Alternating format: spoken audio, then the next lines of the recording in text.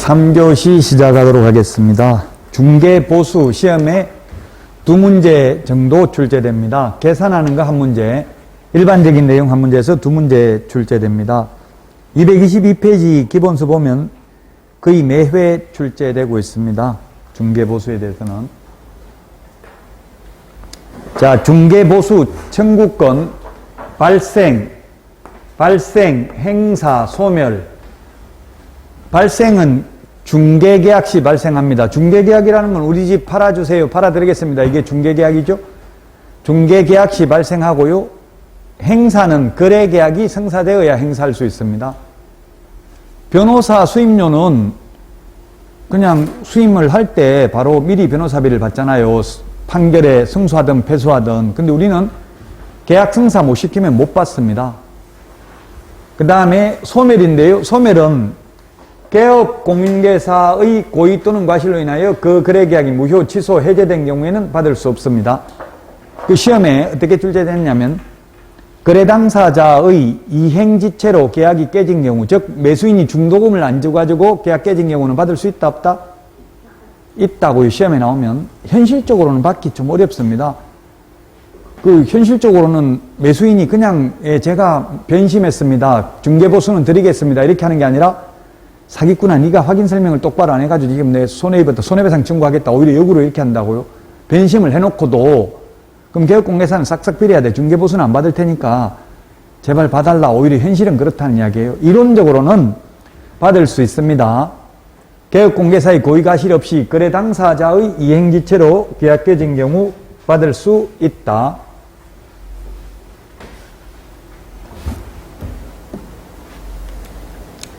자, 225페이지. 225페이지. 이게 2020년 10월 달에 바뀌었습니다. 중개보수가 주택에 대한 거, 주택이 옛날에는 매매는 최대 0.9, 임대차는 0.8% 범위 내에서 시도조례로 정했죠. 근데 이게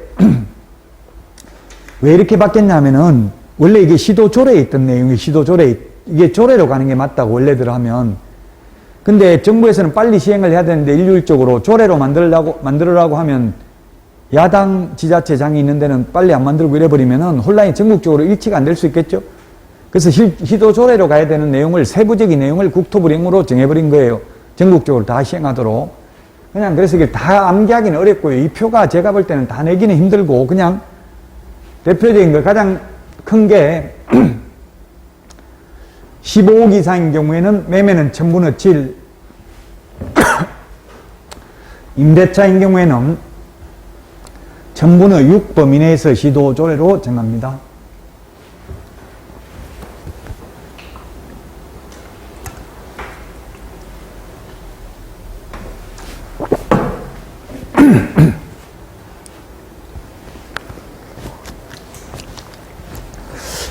표 이걸 다 암기하지 말고 가장 높은 거 하나만 보세요. 이제 매매는 최대 0.7, 1000분의 7이니까 0.7% 같은 말이죠. 임대차는 1000분의 6, 0.6% 범위 내에서 시도조례로 정한다고요. 옛날에는 매매는 1000분의 9, 임대차는 1000분의 8이었어요. 2020년 10월 달에 바뀌었다.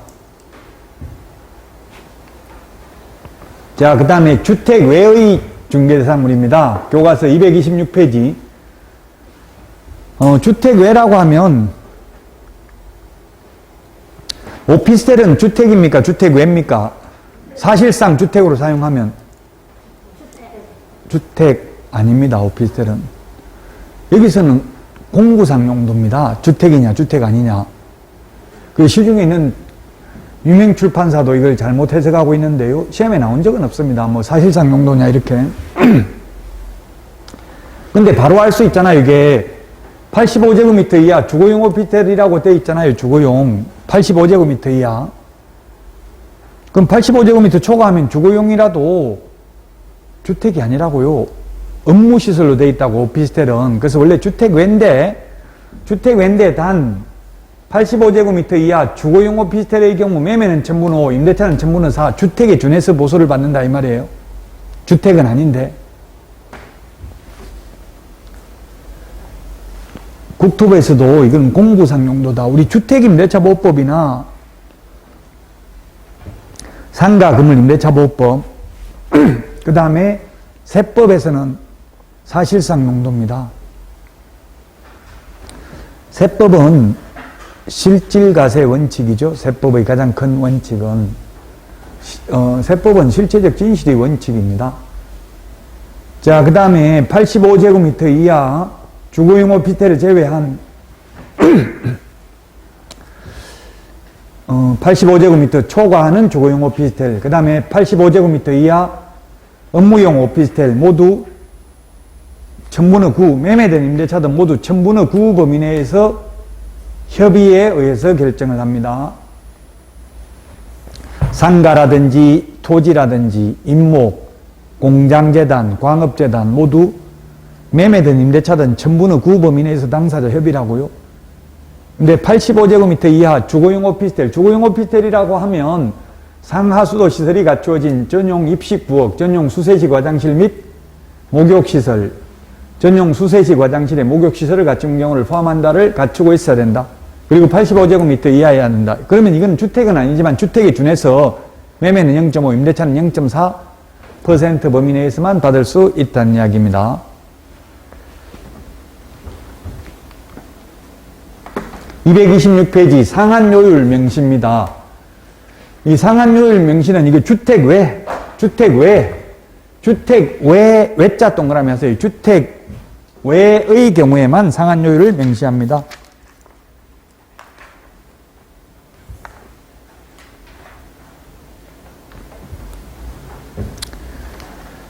그 리얼에 있잖아요, 리얼에 찾았어요. 동그라미 2번에 리얼 중간에 있죠? 리얼 주택 외자 동그라미 하라고 한 글자 외의 중개상물은 자기가 받고 싶은 금액을 명시해야 된다고요? 그러면 옆에서 0.8이라고 명시해 놓으면 나는 0.7, 0.6 자율 경쟁을 유도하려고 이렇게 해놓은 거예요. 주택 외만. 시험에 외자 빼버리고 주택의 경우 이렇게 하면 X입니다. 주택 외의 경우입니다. 자, 그 다음에 적용 기준인데 그 기본수 226페이지 동그라미 3번에 동그라미 기역에 있잖아요. 사무소 기준이라고요. 만약 여러분 사무소가 서울에 있으면 경기도에 있는 아파트를 중개해도 서울시 조례가 정하는 보수를 받는다고요. 중개대상물 기준이 아니라 사무소 기준이다.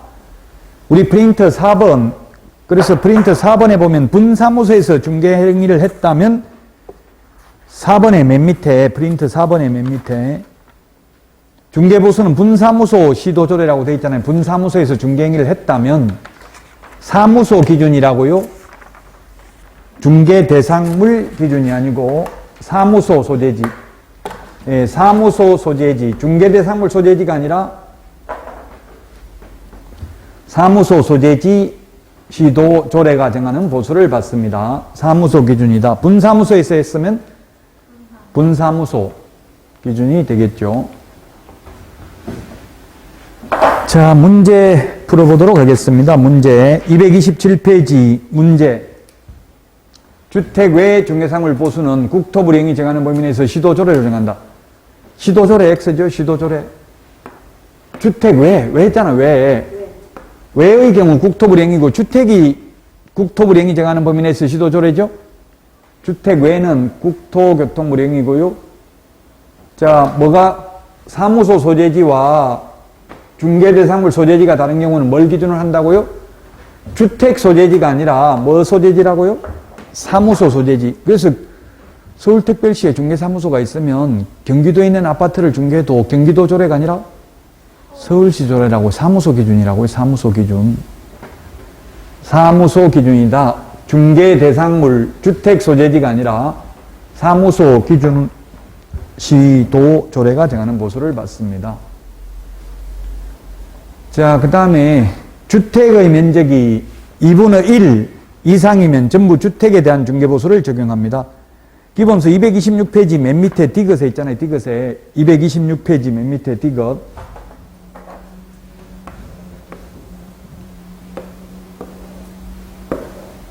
(100제곱미터가) 있는데 50제곱미터가 있으면 50제곱미터는 주택이고 50제곱미터는 상가인 경우 100제곱미터 모두 주택에 대한 보수를 적용한다고요?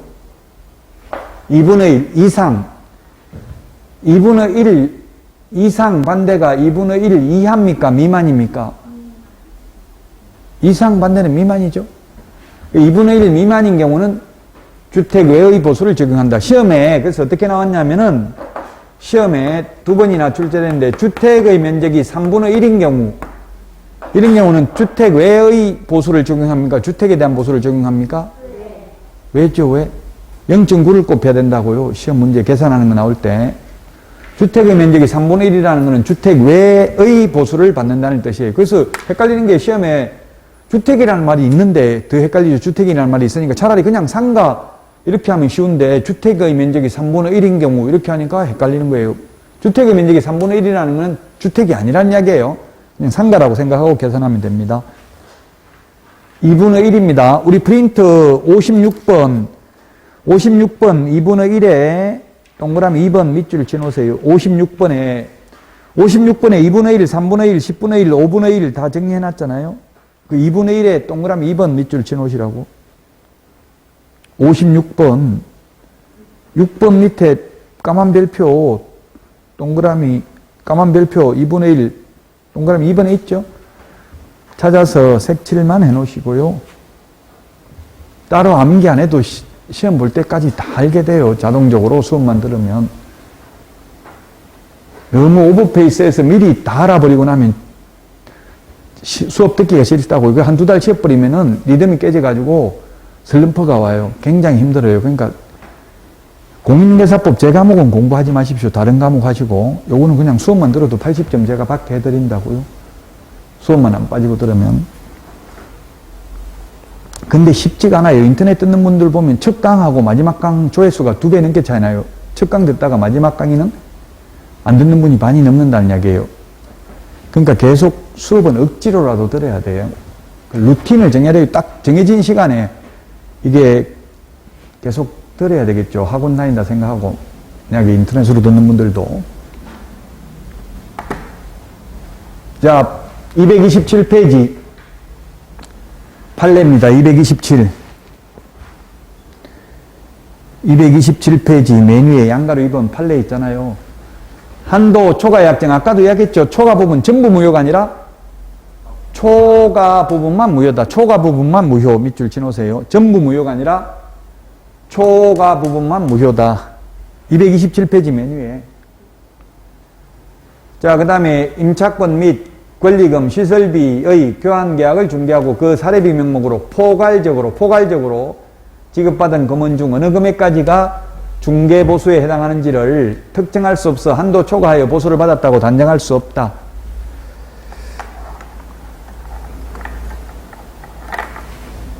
네, 그렇습니다. 그래서 만약에 상가 1억, 상가 보증금, 임차 보증금이 1억이고요. 권리금이 1억입니다. 이 두 개를 중개해주고 권리금이 보증금보다 더 금액이 큰 경우도 많죠. 자, 그래서 이걸 중개하고 보수를 2천만 원 받았어요. 영수증에 뭐라고 적었냐면은 중개보수 및 권리금, 알선 수수료 이렇게 해가지고 2천만 원 받았다고요. 위반이다 아니다 이런 거. 예, 위반이라고 단정할 수 없다. 그럼 법정보수 0.9%니까 얼마입니까? 90만 원. 뺀 나머지 금액은 권리금 알선 대가로 봄이 상당하다. 판례는. 근데 만약에 영수증에 중개보수 100만 원, 권리금 알선 대가 1900만 원 이렇게 적었으면 위반이죠. 중개보수 90만 원밖에 못 받는데 명시적으로 어디까지가 중개보수고 어디까지가 권리금 알선 대가인지 구분 없다면 위반이라고 볼 수는 없다라는 게 판례입니다.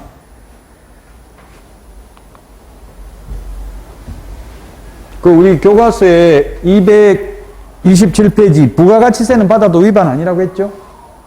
227페이지 6권 해석에 보면 부가가치세는 받아도 된다. 중개보수가 100만 원이면 부가가치세 10만 원 더 받아도 된다. 물론 일반과세 사업자라면, 간이과세 사업자라면 4%밖에 못 받아요.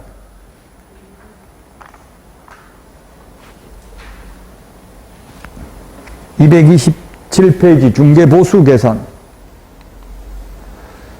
중개보수 계산입니다. 그 문제는 풀었죠. 조금 전에 문제는 풀었고 보수 계산인데요. 매매 227페이지 맨 밑에 세 번째 줄에 매매 계약이라고 나와 있죠. 매매는 매매 대금이 기준이 되고 이게 시험에 나오는 게 분양권이 나옵니다. 분양권의 경우에는 실제 주고받는 돈이 분양권인 경우 계약금, 중도금, 프리미엄까지 들어간 그 프리미엄까지 계산해서 그 실제 주고받는 돈 분양가가 5억인데 계약금 5천만 원, 중도금 5천만 원 들어가고 프리미엄이 1억 붙었으면 2억에다 곱하기 요율을 한다고요. 분양가에다가 요율을 곱하는 게 아니라 실제 주고받는 돈이죠.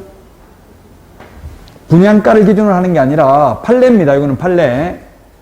분양권인 경우는 실제 납입액의 프리미엄을 합산한 금액을 기준으로 한다. 분양가가 5억인데 계약금 5천만 원 들어가고 중도금 5천만 원, 1차 중도금 5천만 원 들어간 상태에서 프리미엄이 1억 붙었으면 2억에다 곱하기 요율을 한다 이 말이라고요. 자, 그 다음에 교환인 경우에는 교환계약인 경우에는 거래 금액이 큰 걸 기준합니다. 중개보수가 큰 걸 기준하는 게 아니라 거래 금액이 큰 걸 기준으로 쌍방으로부터 각각 받습니다. 거래 금액이 큰 거. 예를 들면 2억짜리 상가와 3억짜리 주택을 교환하는 경우에는 상가는 0.9%까지 받을 수 있으니까 180만 원, 주택의 경우에는 시도조례에 의하면 0.4%거든요. 120만 원입니다. 중개보수가 큰 걸 각각 받는 게 아니라 거래 금액이 큰 걸 기준으로 각각 받는다고요. 그러면 120만 원씩을 각각 받는다고요. 이건 사실 입법의 불비입니다. 제가 국토부 이걸 만든 직원한테 물어보니까 왜 이렇게 됐지 하더라고. 자기도 그냥 중개보수가 크면 당연히 거래 금액이 크면 당연히 중개보수도 큰 걸로 생각했는데 같은 주택끼리면 금액이 큰 게 중개보수도 크잖아요. 이렇게 하나는 주택이고 하나는 상가일 경우는 생각 못했다 하더라고. 만든 사람이. 악법도 법이죠. 어쨌든 그래서 시험에 중개보수가 큰 걸 각각 받을 수 있다 하면 X입니다. 중개보수가 큰 걸 각각 받는 게 아니라 거래 금액이 큰 중개상물 가액을 기준으로 각각 받는다고요. 그럼 이게 3억이 더 크니까 120만 원씩을 각각 받는다. 합계 240만 원이 되겠죠. 자, 그 다음에 3번은 뭐냐면 월세가 있는 겁니다. 보증금 외에 월차임이 있는 경우, 보증금 외에 월차임이 있는 경우입니다. 월세 50만 원에 보증금 500에 월세 45만 원이면 월세 곱하기 100을 합니다. 그러면 4천만 원이 4천만 원이 아니고 5천만 원이죠. 5천만 원. 5천만 원 이상이면 여기다 곱하기 요율을 하면 됩니다. 그런데 보증금 500만 원에 월세가 40만 원이면 곱하기 100을 하면 4,500밖에 안 되죠. 이런 경우에는 곱하기 100을 하는 게 아니라 70을 한다. 그러면 47은 28, 2,800만 원. 그러면 3,300입니다. 만약에 이게 상가라면 0.9%를 받잖아요. 3,300이면 0.9%를 곱하면 상구 27, 얼마예요? 29만 7천 원인가요? 29만 7천 원이네요. 근데 만약에 5천만 원이면 0.9 상가라면 0.9면 얼마입니까? 45만 원이죠? 그래서 제가 현실적으로 이런 걸 개업공개사한테 주인한테 월세 5만 원만 좀 깎아달라고 이야기 좀 해주세요 하니까 아예 개업공개사 말도 안 하고 절대 안 됩니다. 지금 이거 50만 원 하다가 겨우 깎아가지고 45만 원인데 아예 안 됩니다 하고 물어보지도 않고 잘라버려요. 왜? 5만 원 깎아주는 순간 중개보수가 얼마가 줄어드는 거예요? 15만 3천 원 줄어드는 거죠? 절대 안 해준다고 그래서 사실은 사장들한테 이야기하면서 건물주한테 이야기해가지고 5만 원 깎아주면 중개보수 당신이 해야 될 거 15만 3천 원 줄어들고 하니까 얼마나 좀 깎아주세요 하면 해줄 가능성도 있죠. 근데 개업공개사가 아예 안 된다 한다고요. 중개보수가 내려가 버리니까. 곱하기 70입니다. 왜 70 하냐 이렇게 논리적으로 설명 좀 해주세요 하던데 규칙을 그렇게 정한 거예요. 원래 다 100이었어요. 근데 인터넷에 자꾸 이거 너무 월세 너무 중개보수 비싸다 이런 게 많이 올라와가지고 70으로 한 거예요. 5천만 원 미만입니다. 이하가 아니라 5천만 원 미만이죠. 미만. 5천만 원 미만인 경우. 자, 그 다음에 동일 세 번 들어가야 됩니다. 동일 세 번 들어가야 됩니다. 동일한 중개상물, 동일 당사자 간의 매매를 포함한 둘 이상의 거래가 동일한 기회에 이루어지는 경우에는 매매에 대한 거래 금액만을 적용한다. 요건 사례가 딱 하나밖에 없습니다. 매도인이 매수인한테 집 팔고 매매 계약을 하고 그 자리에 다시 임대차 계약을 체결하고 세입자로 눌러 사는 경우죠. 이런 경우에는 매매 계약, 임대차에 대한 중개보수 2번 받는 게 아니라 매매에 대한 보수 1번밖에 못 받는다고요. 집 팔고 그 자리에 세입자로 눌러 사는 경우는 동일 3번 들어가야 돼. 동일한 중개상물, 동일 당사자, 동일한 기회에 매매를 포함한 둘 이상의 거래가 이루어지는 경우에는 매매에 대한 거래 금액만을 적용한다. 동일 3번 들어가야 된다. 시험에 2문제 출제돼요. 평균적으로 중개보수 계산하는 거.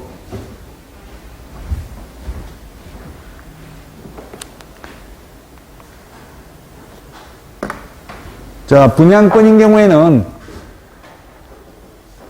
분양대금이 아니고 뭐라고 했어요? 분양가 5억이 아니고 실제 들어간 돈이라고 했잖아요. 계약 5억이면 보통 10% 많이 들어가잖아요. 계약금 5천만 원, 중도금 5천만 원 들어갔으면 1억, 거기 프리미엄 1억 붙었으면 2억에 대해서 요율 곱한 지 총 분양대금이 아니라고 했어요. 5억에다가 프리미엄 합산하는 게 아니라고. 판례입니다. 판례 이거는. 보수 지급 시기는 계약 체결된 날이 아니고 거래대금 지급이 완료된 날입니다. 중개보수 지급 시기는. 옛날에는 계약 성립되면 받을 수 있었는데 현실적으로는 거의 잔금 치러야 받죠. 그래서 현실을 반영해가지고 시행령을 바꿨어요. 이제 약정이 있으면 약정에 따르고 약정이 없으면 거래대금 지급이 완료된 때입니다. 거래대금 지급이 완료된 때.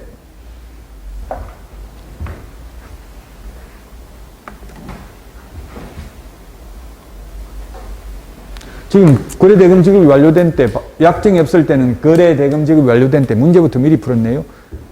아까 문제는 계약 성립된 때라고 했잖아요. X. 거래대금 지급이 완료된 때. 잔금 치러야 중개보수 받을 수 있다고요. 약정 없으면. 보통 근데 확인설명서나 이런 데다가 계약서에다가 계약시 지급하기를 한다 이렇게 하면 손님들이 읽어보지도 않고 그냥 도장 찍어요. 대부분이. 읽어봐야 되겠죠. 계약서 내용을. 그래서 계약서 쓸 때 미리 중개보수도 사실 협상을 하면 다 깎아줘요. 계약하기 전에 계약서 쓸 때는 이미 늦었고요. 계약서 쓰기로 이제 약속하면 쓰기 전에 다른 데는 중개보수 얼마 깎아준다는데 얼마 받을 거냐. 미리 여기 안 하면 나 다른 데 가서 해야 되겠다. 미안하지만 이러면은 깎아준다고요. 다. 지금 프로테크 업체들이 지금 중개업소에 지금 3개가 현재 들어와 있어요. 중개보수를 매수인한테만 받는 데도 있고요. 또 중개보수를 50% 깎아주는 데도 있고 어떤 데는 25%만 받는 데도 있어요. 집토스 이런 거 있다고요. 그래서 지금 개업공개사들은 엄청나게 싫어하긴 한데 아마 앞으로 그게 대세가 될 거예요. 막을 수가 없거든요. 이게 정보를. 그러니까 그냥 매물이 넘쳐나는 거예요. 매도인한테는 안 받으니까 매도인들이 스스로 내놓는 거예요. 그런 업체에다가. 좀 웃기는 거는 근데 미국이나 캐나다나 이런 다른 나라는 보니까 매도인한테 받더라고요. 우리나라는 쌍방으로부터 법적으로는 받을 수 있죠. 근데 그런 업체들이 매수인한테만 받고 있더라고요. 제가 볼 때는 매도인한테 받는 게 맞는 것 같아요. 매도인은 보통 남겨서 파니까 중개보수 낼 수 있잖아요. 매수인은 있는 돈 없는 돈 영끌 해가지고 영혼까지 끌어다가 사는데 거기다 중개보수 또 내라고 하면 힘들긴 한데. 자, 부가가치세는 따로 받아도 된다. 보통 일반 재화, 일반 상품은 다 부가가치세가 포함되어 있죠. 우리 밥 10,000원짜리 먹으면 그 부가가치세 포함되어 있잖아요. 근데 중개보수에는 포함 안 돼 있기 때문에 추가로 받아도 된다. 아까 교과서에 있었잖아요. 더 받아도 된다. 부가가치세. 중개보수는 매개중개, 계약을 성사시켜야 받을 수 있습니다. 실비는 계약 성립과 상관없이 받을 수 있습니다. 중개보수는 쌍방으로부터 각각 받는데 실비는 권리관계 등의 확인에 소요되는 실비는 매도, 임대 의뢰인한테 받을 수 있어요. 우리 프린트 52번에 15번에 있죠. 52번에 15번. 52번에 15번. 16번에 조금 전에 했잖아요. 계약금 등의 예치권고제도는 매수인이죠. 계약금 등의 예치권고는 매수인이라는 거 이해가 되는데 지금 현실적으로 현업에서 이거 매도인한테 등기사항 증명서 발급 비용 받아요, 안 받아요? 현실적으로 안 받으니까 이게 또 시험에 나오면 헷갈린다고요. 근데 이론적으로는 왜 매도인한테 받아야 되냐면 등기사항 증명서 발급 비용을 아까도 이야기했지만 민법 판례에 의하면 완전한 소유권을 넘겨주고 잔금을 받는 게 동시행관계에 있다고요.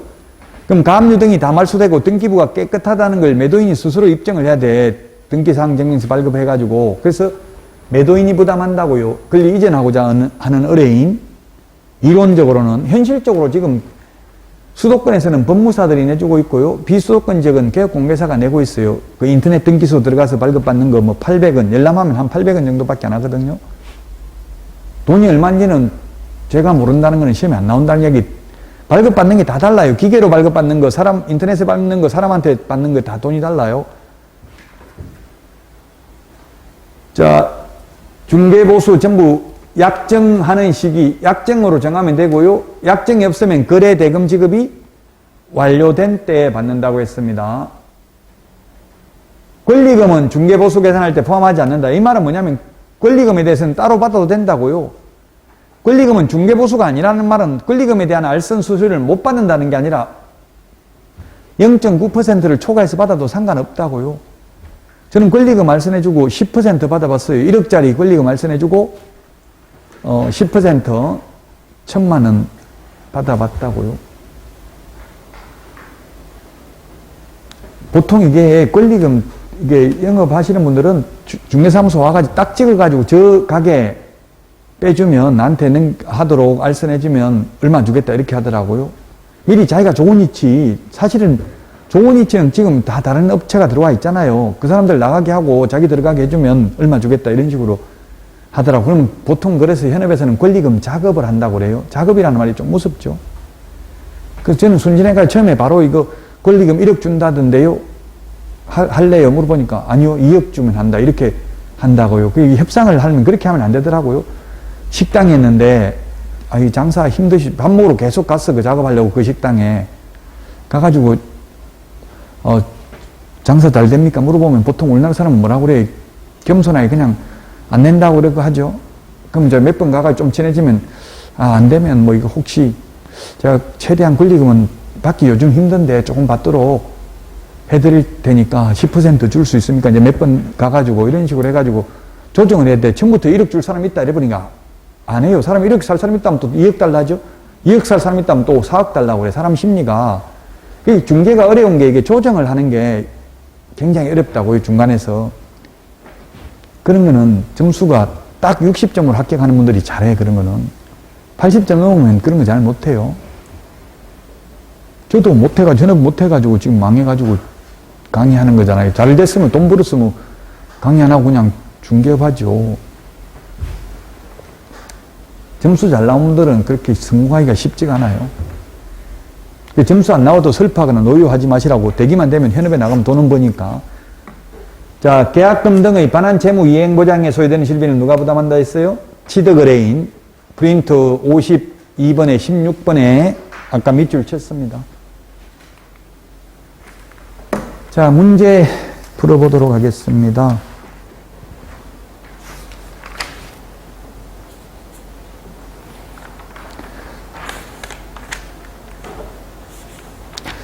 문제 231페이지입니다. 231페이지. 231페이지 있는데 권리관계 등의 확인에 소요되는 실비는 누가 부담한다? 임차인, 매수인이 부담하는 게 아니라 매도인이 부담한다고 했죠. 등기사항 증명서 매도인이 떼야 된다고 했잖아요. 소유권이 깨끗한지를 스스로 입증해야 된다고요. 완전한 소유권을 넘겨주고 잔금을 받는 게 동시행관계에 있으므로 그래서 X입니다. 매도, 임대, 의뢰인이 부담을 하게 됩니다.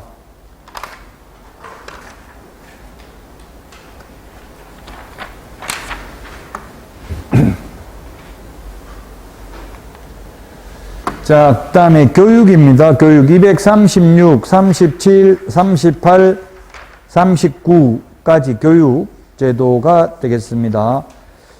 우리 프린터는 53번에 있는 거, 53번에 있는 프린터입니다. 이게 칠판에 있는 게 53번에 있는 프린터입니다. 자, 교육제도가 되겠습니다. 교육제도. 교육이 5개가 있습니다. 교육이 5개가 있는데 연수교육하고 거래사고 예방교육 요 2개는 사후교육이고요. 가운데 있는 3개는 사전교육입니다. 사전교육. 미리 받아야 되는 교육입니다. 미리. 실무교육 개업하기 전에 미리 받아야 되죠. 취직하기 전에 미리 받아야 되죠. 저는 지금 현직 이게 실무교육, 직무교육, 이거 연수교육 강사입니다. 지금 여러분들이 동국대학교 공인중개사 실무교육 치보면 사이트 나오고요. 거기서 제가 한 10강 넘게 강의를 업로드 해놨습니다. 지금은 코로나 때문에 인터넷으로 전국에 어디에 있는 사람 분들이나 다 인터넷으로 들을 수 있습니다. 자, 실시권자 교육, 연수교육은 시도지사가 합니다. 직무교육, 연수교육, 실무교육, 시도지사입니다. 자, 그러면 시험에 5개 중에서 시도지사가 실시할 수 없는 교육은 하면 뭘까요? 5개를 1번, 2번, 5번까지 해서 하면 시도지사가 할 수 없는 교육은 매수신청 대리 실무교육은 법원 행정처장이 지정하는 교육기관입니다. 시험에 법원 행정처장이 지정하는 교육기관인데 지방법원장이 지정하는 교육기관 X로 출제됐습니다. 법원 행정처장입니다. 그 법원 행정처장에게 지정 승인을 요청할 수 있는 곳은 대학전문대 협회만 가능하고 공기업 X. 여기 우리 중개 실무교육이나 연수교육은 대학, 협회, 공기업에도 위탁할 수 있죠. 매수신청 대리 실무교육은 공기업에는 위탁할 수 없고 대학, 전문대, 협회만 지정 승인 요청을 할 수 있습니다. 자, 그 다음에 직무교육은 등록관청도 할 수 있습니다. 실무교육이나 연수교육은 등록관청 못합니다. 거래사고 예방교육은 국토부 장관, 시도지사 등록관청 모두 다 실시하여야 한다가 아니라 할 수 있습니다. 자, 이 중에서 5개 교육 중에서 공짜로 하는 교육은 답이 뭘까요? 돈 안 받고 하는 교육은? 돈 안 받고 하는 거 직무교육 X, 직무교육 돈 내야 됩니다. 실무교육도 돈 내야 됩니다. 예, 거래사고 예방교육입니다. 이게 할 수 있다. 안 할 수도 있다. 교육 받을 수도 있다. 안 받을 수도 있다. 안 받아도 처벌 규정이 없어요. 그러니까 안 받아도 되는데 돈 받고 받으라고 하면 안 받을 가능성이 있겠죠? 그래서 거래사고 예방교육만 공짜로 합니다. 이건 교육비를 지원해 줍니다. 공짜로 하는 거 거래사고 예방교육 하나밖에 없다. 자, 교육 대상자를 보면은 연수교육은 개업공개사, 소속공개사입니다. 직무교육은 보조원이 될 자 이렇게 적어놓은 거는 사전교육이라는 이야기죠. 미리. 그 다음에 실무교육 등록할 자, 소속공인중개사 될 자, 법인의 임원, 책임자가 될 자입니다. 법인의 경우 모든 임원이 자격증 없어도 실무교육 받아야 됩니다. 임원은. 그런데 연수교육은 소속공인중개사만 개공, 소공만 받기 때문에 자격증 없는 임원은 소공이 아니잖아요. 자격증 없는 임원은 실무교육은 받지만 자격증 없는 임원은 연수교육 대상은 아닙니다. 자, 그 다음에 매수신청 대리 실무교육은 대표자만 받습니다. 법인의 경우. 중개실무교육은 모든 임원 사원이 다 받는다고요? 연수교육은 자격증 있는 임원만 받습니다. 그런데 매수신청 대리 실무교육은 오직 대표자만 받습니다. 왜? 대표자만 매수신청 대리를 할 수 있습니다. 아니면 개인이면 개업공개사가 되겠습니다. 거래사고 예방교육은 개업공개사 등입니다. 등. 개업공개사 등, 줄여서 개공 등. 우리 프린터 31번에 개공 등은 예금이 비결이다. 돈 모으려면 부동산 투자가 아니라 예금이 비결이다. 이게 예가 뭡니까? 프린트 31번 예방교육. 거래사고 예방교육이라고요. 개공 등에 대해서 실시할 수 있다. 31번 맨 밑에 프린트 까만 별표 동그라미 1번 찾았습니까? 못 찾았어요? 31번 아닌가요? 예. 그게 31번 찾았으면은 동그라미 1번 맨 밑에 개공 등 예금이 비결이다. 예방교육, 금지행위, 이중소속 금지, 비밀준수, 결격사유 했고요. 비밀준수 했고요. 이중등록, 이중소속도 했고요. 금지행위도 했고, 예방교육 다 했네, 지금. 이미 다 수업 나간 거네요. 개공 등, 즉 보조원에게도 해당되는 사항입니다. 시험에 출제됐기 때문에 이렇게 정리를 해놓은 거예요. 계공 등에게 해당되는 건지, 계공, 소공에 해당되는 건지, 계공에게만 해당되는 건지를 구분해야 된다고요. 31번 프린트 맨 밑에 있죠? 다 비교를 해놨습니다. 자, 그 다음에 교육 내용입니다. 교육 내용이 연수교육은 법제도의 변경사항입니다. 연수교육은 법제도의 변경사항인데 실무교육은 중개실무교육은 법률 지식 요것만 차이 납니다. 나머지는 똑같습니다. 초보자인 실무교육은 법률 지식을 강의해야 되고 연수교육은 2년마다 강의를 하기 때문에 법 개정된 걸 해야 됩니다. 제가 연수교육 경기도 연수교육 강사 경기도청에서 실시를 했는데 요즘은 이제 시군구로 위탁을 했는데 옛날에 경기도에서 할 때는 막 800명씩 1000명씩 이렇게 연수교육 당당 빌려가지고 했어요. 경기도만. 그러니까 이제 좀 교육의 너무 경기도 직원들이 힘드니까 시군구로 위탁을 하긴 했는데 어쨌든 그 제가 연수교육 강의 제목이 뭐냐면 법제도의 변경사항, 개정법령 이렇게 했어요. 개정법령 특강 뭐 이런 식으로 해서 강의를 했어요. 2년마다 받기 때문에 개정된 사항을 해야 되고 법률 지식 나머지는 똑같다고요. 부동산 중개 및 경영실무 지급윤리는 똑같죠? 자, 지급윤리 들어가 있는데 지급윤리가 교육 내용에 포함되어 있지 않는 거 뭡니까? 5개 교육 중에서 지급윤리가 없는 거. 거래 사고 예방 교육만 지급윤리가 규정되어 있지 않습니다. 나머지 지급윤리 다 들어갑니다. 교육 시간도 다 기억을 해야 됩니다. 교육 시간. 교육시간이 규정되어 있지 않는 거 뭘까요? 5개 중에서 교육시간이 규정되어 있지 않는 거. 거래, 사고, 예방교육만 없습니다.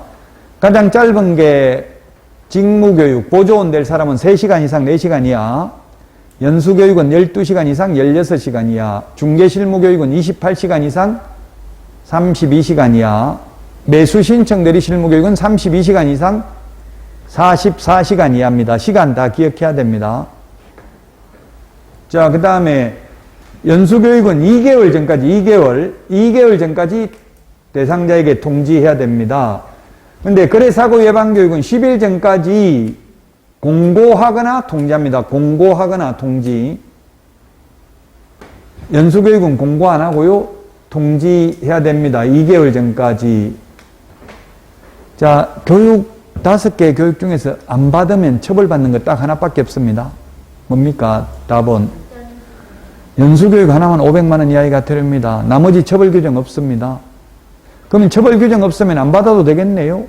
네, 됩니다. 되는데 취직하거나 개업을 못하죠. 취직하거나 개업하려면 이걸 제출해야 되니까. 연수교육만 500만 원 이하가 들립니다. 거래사고 예방교육 이거는 받아도 되고 안 받아도 되고 교육 실시할 수도 있고 안 할 수도 있는데 제가 교육을 해봤는데요. 많이 참석하겠어요? 안 하겠어요? 교육공개사들? 100% 참석합니다. 100%는 아니지만 90% 이상 참석합니다. 왜냐하면 행정지도를 합니다. 등록관청에서 뭐라고 하냐면 교육받고 반드시 자필로 이름 적고 교재 받아가세요. 자필 안 돼 있는 업소 위주로 단속 나가겠습니다. 이렇게 직목회에다가 알려준다고요. 그러면 뭐 전부 다 죄 지은 거는 아니니까 다 가서 교육은 받는다고요. 죄를 지으려고 짓는 게 아니라 이 공인중개사법은 100% 지킬 수가 없어요. 무조건 걸고 넘어지면 하나는 위반했을 수밖에 없어요. 그래서 여러분들도 현업에 나가서 단속 떴다 도망가라 문 닫고 이렇게 연락 오면 도망가야 돼요. 저는 죄 지은 거 없다고 생각하고 안 갔더니만 컴퓨터 다 뒤지니까 나오더라고요. 뭐 예를 들면 확인설명서에 공란 빈칸만 하나 있어도 그게 확인설명서 작성 위반이에요. 공란 해당 사항 없음 이런 거라도 적어내야 된다고요? 공란으로 비워놓으면 안 돼요. 왜냐면 공란으로 비워놓으면 의뢰인이 거기다 자기가 유리한 거 적어놓고 네가 적었잖아 하면 나중에 다툼의 여지가 있잖아요. 그래서 공란 해당 사항 없음 계약서도 법에는 없지만 계약서도 쓰고 나면 끝, 이하, 여백 이런 걸 꼭 적어놔야 돼. 이게 법에는 없지만 이하, 여백 해가 이렇게 다른 사람 더 못 적게 이렇게 해놔야 된다고요? 그럼 이 뒤에 끝이라고 했기 때문에 이 뒤에 적은 거는 내가 그 계약 당사자가 적은 게 아니라는 이야기예요. 새로 추가했다는 이야기예요. 만약에 새로 추가하려면은 이거 다시 새로 추가했음 하고 또 도장 다 찍어야 되겠죠. 매도인, 매수인, 개업공개사.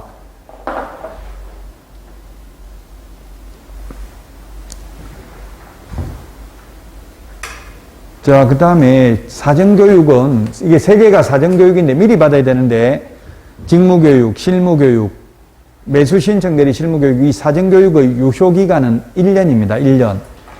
그래서 취직하거나 개업하려면은 교육받고 1년 지나면 다시 교육받아야 됩니다. 1년 지나면.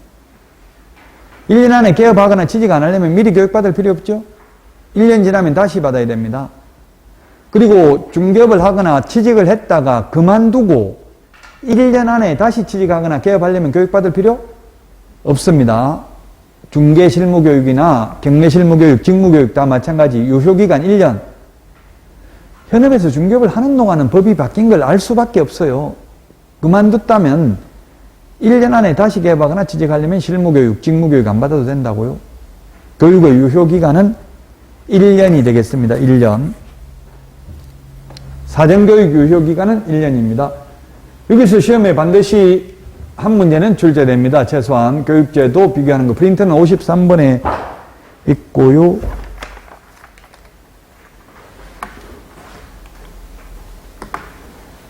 자, 문제 보도록 하겠습니다. 문제 240페이지 맨 위에 문제 있네요. 240페이지 맨 위에 폐업 신고한 후 1년 이내에 다시 취직하려면 실무교육 받는다 안 받는다?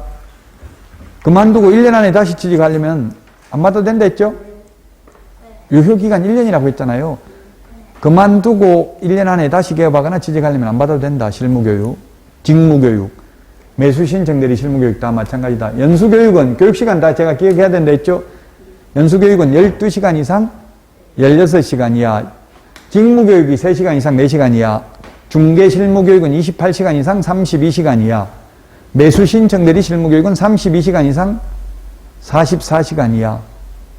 저는 교육 강사를 이거 해보니까 뭐 다 기억이 나는데 여러분들은 자꾸 보고 잊어먹고 보고 잊어먹고 또 다음 달에 보고 잊어먹고 계속 하면 된다고. 지금 달달달 암기해봐야 아무 소용이 없어요. 시험 볼 때 다 까먹어버린다고요. 누구에게나 망각의 작용이 있기 때문에 슬퍼하거나 노여워하실 필요 없어요. 기억이 안 나도. 또 보면 되고 또 보면 되고 계속 반복해서 보면 돼요. 어제 이방원 하는 거 보니까 김영철 나이 지금 70대 후반이죠? 김영철 맞죠? 그 이승계로 나오는 분. 그거 다 떼고 남겨가지고 하더라고. 70 넘어도 75 넘어도. 이번에 70대 넘는 분들 합격한 인원이 있어요. 이번에 합격자 발표. 80대는 없더라고요. 80대, 90대까지 시험 보신 분이 있더라고요. 90대 왜 시험 봤냐 하니까 며느리가 자꾸 보라고 해서 돈 대줄 테니까 학원 가라고 해서 봤다 하더라고요. 집에 있는 것보다 공부하는 게 건강에도 좋잖아요. 합격은 못 하더라도 90 넘은 분들은 좀 쉽지는 않겠죠. 이번에 응시자는 있어요. 90 넘은 분도. 교육시간 다 기억해야 된다. 교육시간이 없는 거, 규정 없는 게 뭐라고요? 거래사고 예방교육. 자, 그 다음에 국토부 장관이 마련하여 시행하는 교육지침에는 교육대상, 교육과목, 교육시간 등이 포함되어야 하나 수강료는 거래하지 않는다 했는데 수강료도 포함됩니다. 다 돈 받고 돈 안 받는 게 뭐다? 거래사고 예방교육. 수강료. 아마 실무교육은 지금 한 13만원에서 15만원 정도 받아요. 법에 얼마 받아라고 이 규정은 없어요. 그러면 전국적으로 거의 똑같더라고요. 협회에서 옛날에 15만원 받았는데 한 만원 깎으니까 다른 기관도 다 따라서 깎고 이렇게 하더라고요.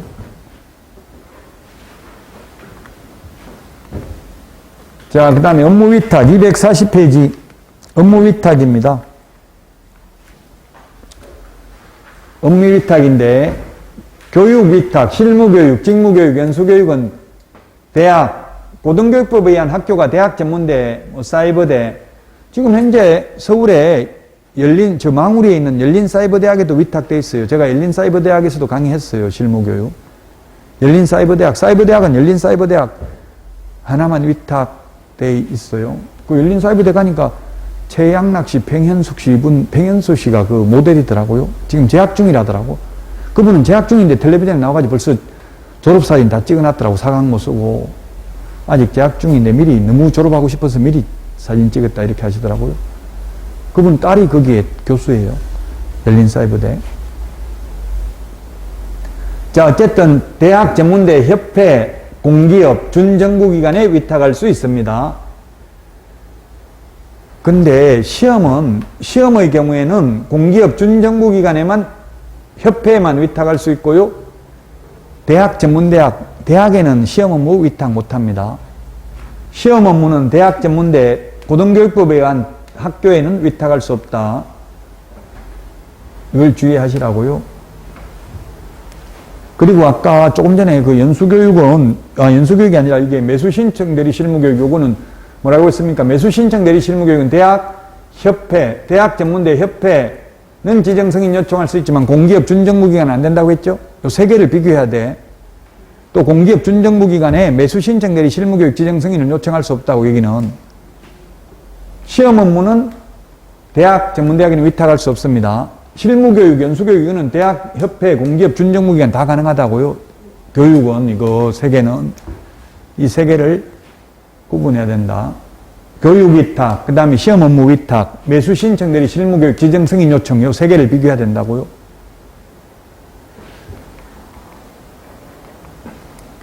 자, 241페이지에 있는데 요거는 시험에 잘 나오지는 않습니다. 강사 요건입니다. 실무교육 강사 요건인데요. 박사학위 소지자. 저는 이 중에 이게 지금 여러 개 해당돼요. 박사학위도 있고, 박사학위가 최고 경력 필요 없어요, 이거는. 경력이 가장 짧아도 되는 것, 박사학위는 경력 필요 없다고요. 그 다음에 7급 공무원 6개월 이상 유경험자입니다. 이게 담당자입니다. 담당 주무관들입니다. 시청에, 서울시청에. 그 다음에 전임 강사 2년 이상 유경험자고요. 그 다음에 석사 3년 이상 유경험자, 변호사 2년 이상 유경험자고요. 주택관리사, 감정평가사, 건축사, 공인회계사, 법무사, 세무사 3년 이상 유경험자입니다. 강의실 면적은 50제곱미터 이상입니다. 강의실은 50제곱미터 이상인데 중개사무소는 면적 제한 없죠? 중개사무소는 면적 제한이 없습니다. 자, 포상금 지급 사유 242페이지고요. 오늘 프린터 포상금 비교하는 거 내드렸죠? 요거는 그냥 파일을 하나 만드세요. 이게 프린터 지금 매주 내드리는데 이게 나중에 되고 또 달라 하는 것보다 OX 문제, 문제 같은 걸 만약 내드리면 문제는 뭐 버려도 됩니다만은 이게 이론 내드린 거는 꼭 그 파일에다 보관해야 되겠죠? 포상금 32회 시험에 오늘 내드린 프린터 이게 32회 시험에 두 문제 나왔어요. 공인중개사법 포상금 한 문제, 부동산 거래 신고 등에 관한 법률 포상금 한 문제, 두 문제 나왔다고. 이 프린트에서 두 문제가 시험에 나왔다. 각각 공인중개사법에 한 문제, 부동산 거래 신고 등에 관한 법률 한 문제 나왔어요. 그 프린터 여러분들은 오늘 내드린 거 참고로 보시고요. 포상금 지급 사유가 추가됐습니다. 우리 프린터 핵심 비교 정리 프린터는 28번에 있어요. 28번에는 무부양 요 세 개가 있었는데 올해 신설됐다고요. 광시, 공시. 이게 1번이 뭐냐? 무등록 중개업자.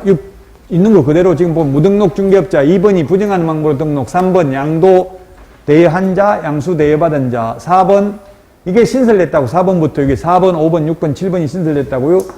개업공개사가 아닌 자가 강구한 경우 개업공개사 등이 거짓으로 계약이 성립된 것처럼 꾸미는 등 시세를 교란하는 행위입니다. 시세에 부당한 영향을 미치는 행위. 단체 구성은 이외의자와 공동중개를 제한하는 거, 왕따시키는 거죠. 그 다음에 누구든지 시세에 부당한 영향을 미치는 행위를 함으로써 개업공개사 등의 업무를 방해한 자입니다. 요 4개가 신설됐다. 4번부터 7번까지가 신설됐다고요.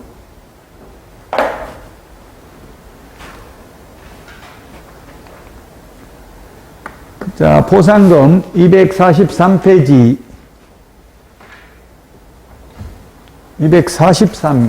200 이게 잘못됐네. 30이 아니라 244네. 244페이지가 잘못됐네요. 자, 포상금은 한 건당 50만 원입니다. 공인중개사법에서는 50만 원. 지금 처음이니까 공인중개사법만 보고요. 이 프린트는 지금 다음에 또 부동산거래 신고 등에 관한 법률 볼 때 같이 보시면서 비교하면 돼요. 자, 그 다음에 포상금 지급에 소요되는 비용을 100분 50, 즉 50% 국고에서 보조할 수 있다. 국고 동그라미 국고에서 보조할 수 있는데 시험에 협회에서 보조할 수 있다. 등록관청이 보조할 수 있다. X 이런 식으로 출제를 했습니다. 50%는 국고에서 보조할 수 있습니다. 최대 50%입니다. 2분의 1이죠. 최대 50%나 2분의 1이나 같으니까 거기 우리 프린트 56번에 2분의 1에 동그라미 10번에 보면 포상금 국고 보조 비율 50% 내 이렇게 돼 있잖아요. 50%나 2분의 1이나 뭐 100분의 50이나 같은 말이죠. 찾았습니까? 2분의 1에 동그라미 10번 찾았어요? 밑줄 치세요. 56번 프린터 2분의 1에 동그라미 10번 찾으셨죠? 자, 그 다음에 포상금은 행정기관에 의해서 발각되기 전에 신고해야 됩니다. 발각되기 전에. 발각된 후에 하면 안 되겠죠, 신고? 공무원이 이미 다 발각해놨는데 신고해봐야 소용없어요. 발각되기 전에 해야 되고요. 발각된 후 하면 X. 등록관청이나 수사기관에 신고 또는 고발한 자에게 그 신고 또는 고발 사건에 대하여 검사가 공소제기 또는 기소유예 결정을 한 경우에 하나여 지급한다. 여기 하나 빠졌네요. 등록관청, 수사기관, 그 다음에 부동산 거래 질서 교란행위 신고센터, 신고센터에 해도 됩니다. 신고센터.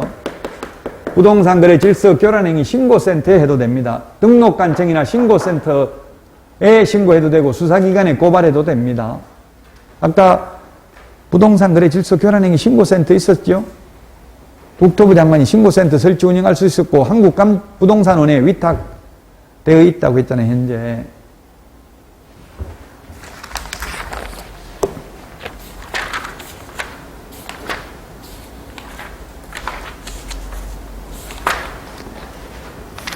네, 그래서 신고센터를 하나 더 넣어놓으시고요.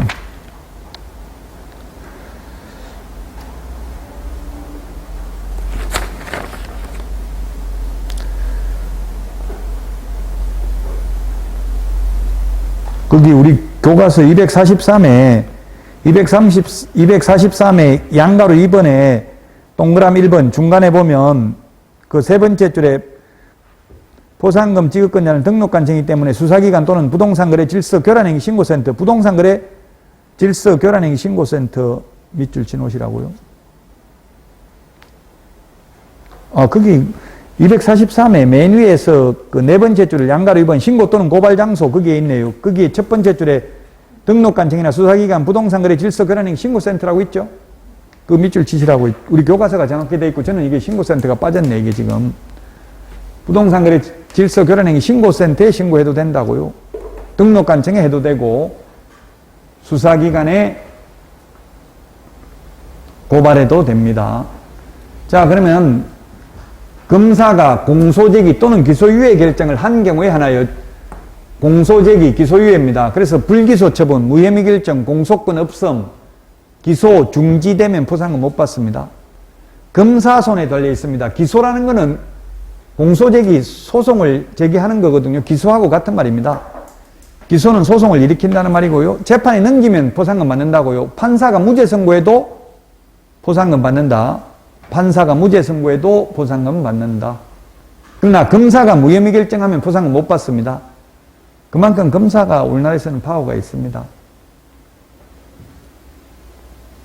포상금 지급 신청서는 아까 우리 교과서에 있었잖아요. 등록관청에 제출해야 되지 수사기관이나 부동산거래 질서 교란행위 신고센터에 제출하면 포상금 안 되죠? 지급 신청서는 등록관청에 제출해야 된다. 신고나 고발은 등록관청, 신고센터, 수사기관 어디에 하든 상관이 없다.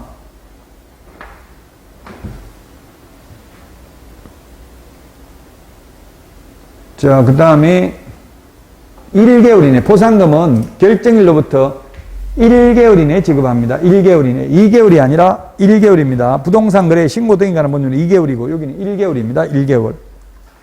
1개월 이내에 포상금 지급합니다. 프린트 45번에 동그라미 3번. 45번에 동그라미 3번. 그 다음에 38번에 프린터 38번에 동그라미 3번. 38번에 동그라미 3번은 신고법이라고 되어 있죠. 부동산 거래 신고 등에 관한 법률은 2개월, 접수된 날로부터 2개월 공인중개사법에서는 결정일로부터 1개월 이내에 지급을 해야 됩니다. 2인 이상이 공동으로 신고한 경우에는 균등하게 배분합니다. 두 명이 같이 오면 50만 원씩 각각 지급하는 게 아니라 25만 원씩 나눠준다고요. 다만 한 명이 40만 원 받고 한 명은 10만 원 받겠다고 하면 배분 방법에 관해서 합의를 해오면 합의된 방법에 따라 지급합니다. 2건 이상이 접수된 경우에는 최초로 신고 또는 고발한 자에게 지급합니다. 최초로. 그래서 시험에 출제됐다고 2인하고 2건 이걸 반대로 냈다고요. 시험에 어떻게 냈냐면 2건 이상 신고 고발이 접수된 경우는 균등하게 배분한다면 X죠. 한 달 전에 접수되고 한 달 후에 접수됐으면 먼저 접수된 거 이미 포상금 받았으면 끝이라고요. 또 뒤에 온 사람 안 준다고요. 근데 같이 동시에 2명 이상이 오면 균등하게 배분합니다. 2인 이상은 균등 배분, 2건 이상이 접수되면 최초로 신고 고발한 자에게만 지급합니다.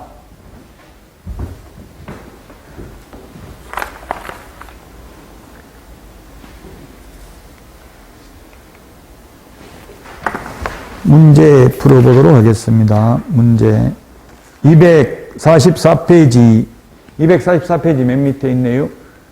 국토부 장관은 이중사무소를 둔 자를 신고 고발하면 포상금 지급받을 수 있다. 이중사무소가 아니라 무부양, 광시, 공시, 무등록, 부정한 방법으로 등록, 양도대역, 개업공개사가 아닌 자가 강구한 경우, 개업공개사 등이 시세에 부당한 영향을 미치는 행위를 한 경우, 공동중개 제한, 누구든지 시세에 부당한 영향을 미치는 행위를 한 경우 신고하면 포상금 주지만 투기 조장하는 자 신고해도 포상금 안 줍니다. 아까 금지행위 있었잖아요. 투기 조장 이런 거 하는 사람 신고해도 포상금 안 줍니다. 자, 이 2건이네, 2건. 2건 이상이 접수되면 먼저 접수한, 최초로 접수한 자. 2인 이상이면 균분이라고 했죠? 조금 전에 이야기했잖아요. 한 달 전에 신청해가지고 받아갔으면 2달 후에 다시 신청한 사람, 새로 다른 사람 신청하면 안 준다고요. 여러 건수가 접수되면 최초로 접수한 자만 포상금을 지급합니다. 2인 이상이 같이 오면 균등하게 배분합니다. 자, 수수료입니다. 245페이지. 수수료입니다. 수수료. 우리 프린터는 52페이지 메뉴에 있습니다. 52페이지 메뉴에. 응시수수료와 자격증 재교부 수수료, 요거는 시도조례입니다. 1번, 2번은 시도조례입니다. 시도조례. 1번, 2번은 시도조례입니다.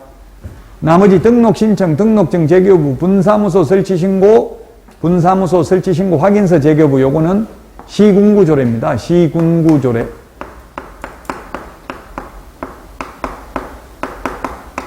그 다음에 자격증 재교부는 수수료 내는데,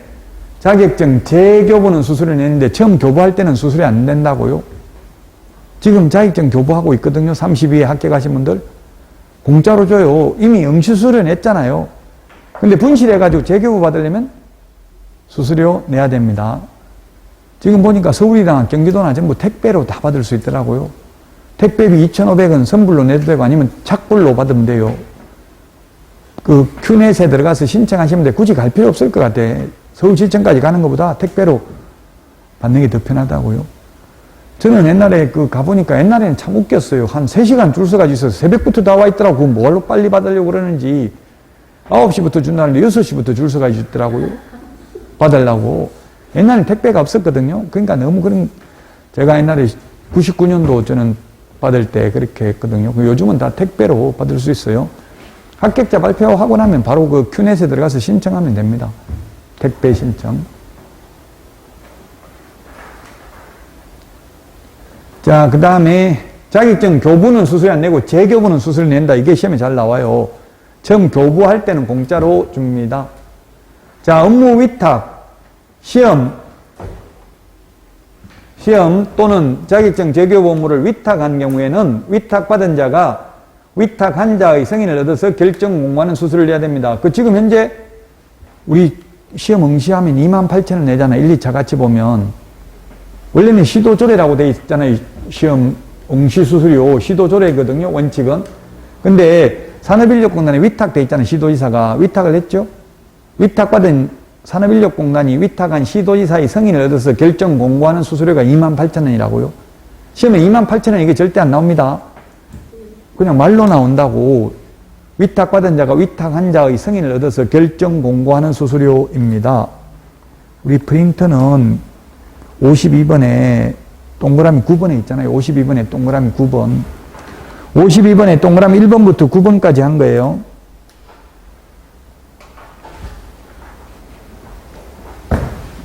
자격증 처음 교부할 때는 공짜로 주고요.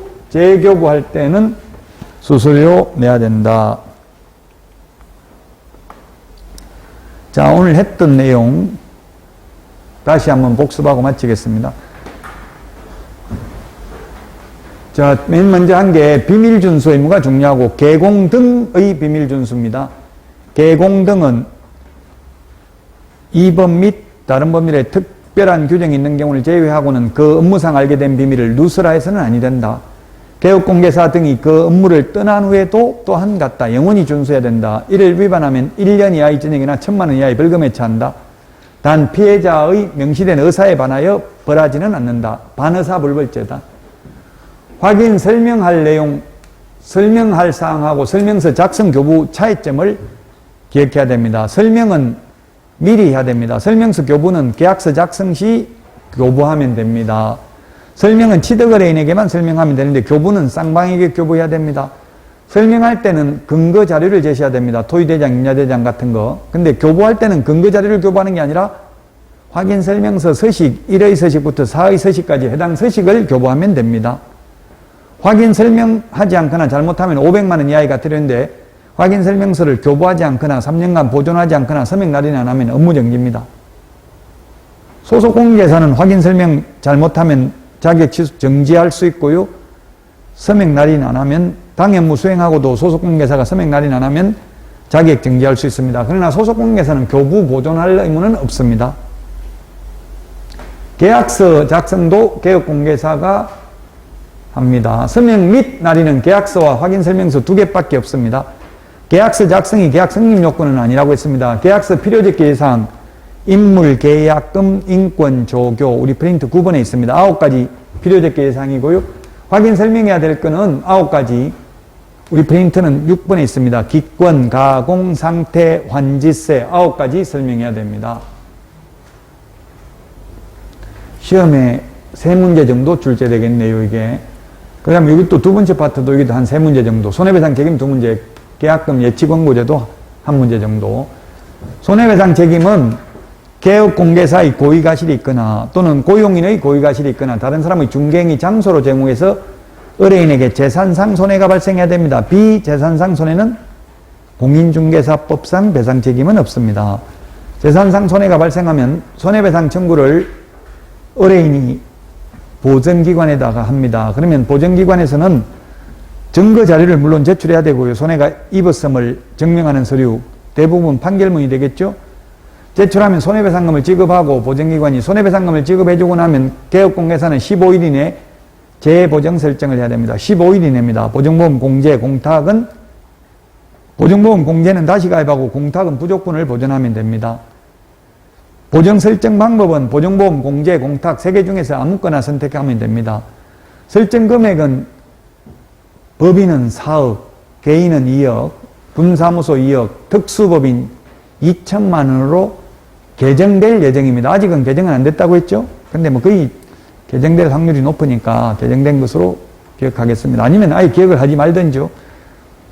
자, 그 다음에 보정 설정 시기는 처음에 보정 설정은 등록 후 업무 개시 전에 보정 설정을 해야 됩니다. 그 다음에 변경은 우리 프린트 56번에 있죠. 변경은 효력 있는 기간 중에 만료됐을 때는 만료일까지 손해배상해주고 나면 15일 이내 재보정 설정을 해야 됩니다. 그리고 이 설명할 사항이 있는데 손해배상 책임 설명은 뭐 해야 되냐면 보장금액, 보증보험회사, 공제사업을 행하는 자, 공탁기관 및 그 소재지, 보증기간을 설명해야 됩니다. 보험금은 설명해야 되지만 보험료는 설명할 필요 없습니다. 예를 들면 보험금이 지금 법인은 4억으로 바뀔 예정이라고 했는데 4억까지 손해배상 받을 수 있다 이 말은 해야 되지만 내가 보험료 뭐 40만 원 넣어놨다 이런 말은 할 필요 없다고요. 손해배상을 위한 보정 설정을 안 하면 임의적 취소. 보정 설정은 해놓고 보증관계 증서를 교부하지 않거나 보장금액을 설명 안 하면 100만 원 이하의 과태료. 계약금 등에는 잔금도 포함된다. 강행 규정이 아니라 임의 규정이다. 권고할 수 있다. 언제까지? 거래계약의 이행이 완료될 때까지 거래 당사자에게 계약금 등을 금융기관 등의 개업공개사 등의 명의로 예치하도록 권고할 수 있다. 그래서 우리 프린트는 16번 밑에 있나요? 그 예치 명의자, 예치기관, 반환보증서 발행기관, 그 다음에 계약금 등을 구분해서 기억해야 된다. 금지행위는 시험에 한 문제에서 세 문제 정도, 중개보수 두 문제 나오니까 여기도 세 문제네요. 오늘 한 게 중요하네. 세 문제, 9문제. 10문제 정도는 되겠네요. 여기서도 포상금 작년에 올해 32회 때 두 문제 나왔습니다. 포상금이. 교육도 한 문제 반드시 나오죠. 그럼 두 문제, 나머지에서 한 문제 나오면 세 문제. 오늘 하는 게 최소한 10문제 이상 나오는 중요한 파트입니다. 금지행위, 우리 프린트 11번 매무수거 관직상투 시공시라고 적어놨습니다. 개업공개사 등입니다. 등. 개업공개사 등인데 맨 마지막에 있는 누구든지 시세에 부당한 영향을 미치는 행위는 개업공개사 등 아니죠? 누구든지입니다. 그는 누구든지. 금지행위하면 등록을 취소할 수 있고 취소 안 하면 업무 정지할 수 있고 소속 공인중개사가 금지행위하면 자격 정지할 수 있습니다. 매무수거는 1년 이하의 전액이나 1,000만 원 이하의 벌금, 관직상투 시공시는 프린트 11번 3년 이하의 전액이나 3,000만 원 이하의 벌금입니다.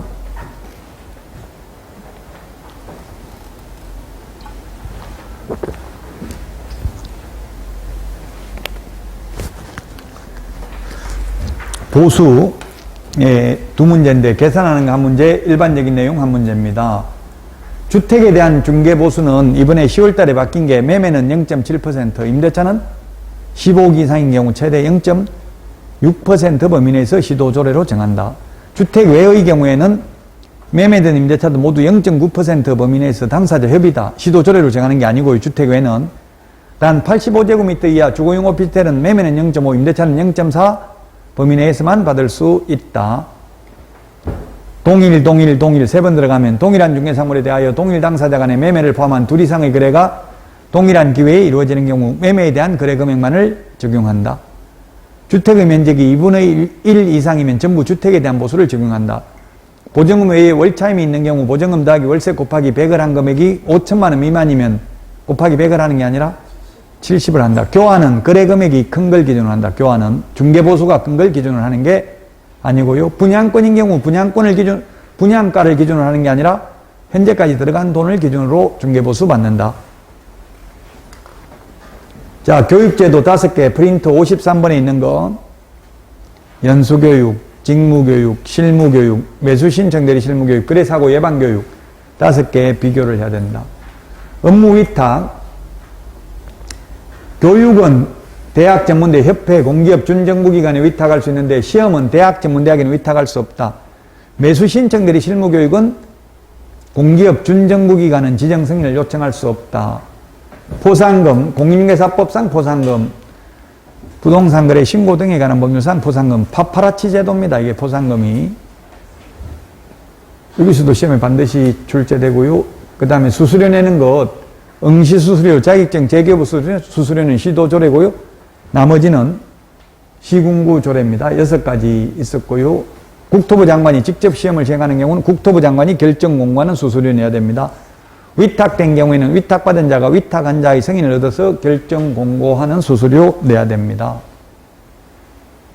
오늘 한 거 중요합니다. 최소한 10문제 이상 나옵니다. 시험에. 많이 나오면 12~13문제까지 나올 수 있어요. 오늘 한 게. 변명 중에서 가장 어리석고 못난 변명은 시간이 없어서라는 변명이다. 시간 아직 많이 남아 있습니다. 너무 무리는 하지 마시고요. 공인중개사법은 여러분들 수업만 안 빠지고 착실히 들으면 무조건 제가 80점은 책임지도록 하겠습니다. 건강관리 잘 하시고 다음 주에 찾아뵙도록 하겠습니다. 수고하셨습니다.